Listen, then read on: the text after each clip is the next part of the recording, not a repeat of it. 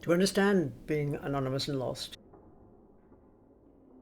Do you understand that each of us fights a little or a lot to stay alive and have a life worth living, despite everything? When we're anonymous and lost, we all tend to invent ourselves. But when we do not have a mirror or an ancient story to hear and know to be true, what do we do?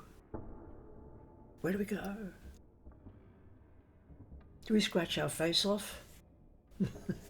We invent ourselves. When we make trouble, when we don't do what society demands, when we don't behave in an appropriate way, we're all going to be subject to criticism. So be warned. You and I might be thought of as ornery or pig-headed or even somewhat arrogant, a fool and a freak or a piece of work. But what about when that's an insult because it simply is untrue and others choose to see the world through different kinds of sight? Through different kinds of knowing. One way of living with being anonymous and lost happens because there's no one to offer us true stories. One way is to become sullen, resentful, or work like crazy to fit in. I understand that. Loneliness is the way of the edge dweller. But I must say that even though this is a track through the forest that myth suggests drove Merlin mad, it is not the path only trodden deep by deer, but by wolves in hunt of deer. Because there comes a time when the pretense is like an old seal skin hanging on the back of the kitchen door that used to belong to a Shelkie who abandoned it long ago. Dr. Clarissa Pinkola Estes said, "Stories instantaneously bypass the ego. The ego cannot absorb the entire pith of story. The story is a form of entertainment. While the ego is kept happy, thinking it's being entertained, the soul and the spirit are listening deeply. Images in stories is medicine. Similar medicine to listening to ocean or gazing at sunrises. No direct interaction has occurred. The ocean did not jump into your body and feel you, but there's something about seeing, hearing, and smelling the ocean that has bypassed the ego and straightened out many things that were in disarray within the psyche. Now, while I'm curious regarding the use of the word ego in this way, I agree with the sentiment, so the other thing is to learn.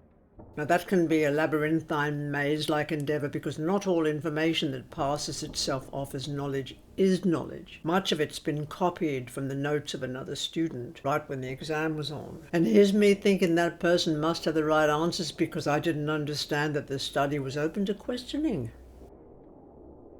And despite the deceptions and the acceptances along the way, I became a gatherer. And I know many other gatherers.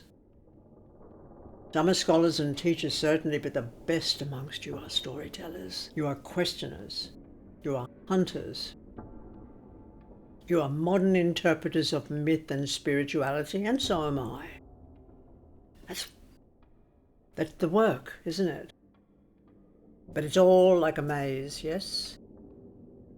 And the centre of the maze is what happens if we get there. It's the realization that hidden deep within everything we have learned just might be as something. But the centre of this maze is an unborn child, a puppy still unlicked within a call, an egg nestled deep within story. And so here it is. People have been too often untruthfully too much at the centre.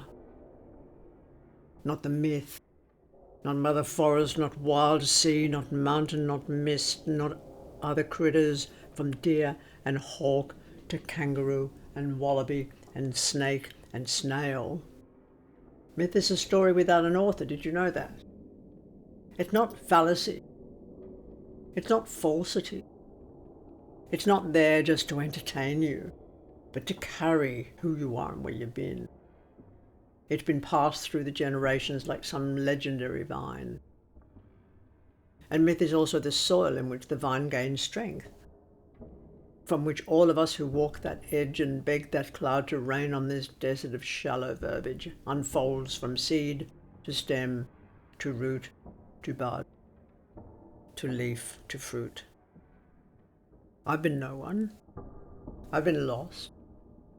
I was a cinder block tenement, an orphan of abandonment. You know it. You've been there. There are ropes around our wildness, and some are rough and cruel, yes, but some are silky and seemingly languid, and they are as intentional as chain. Now don't forget for a moment also, Mother Death walks with us from the day we are precariously born.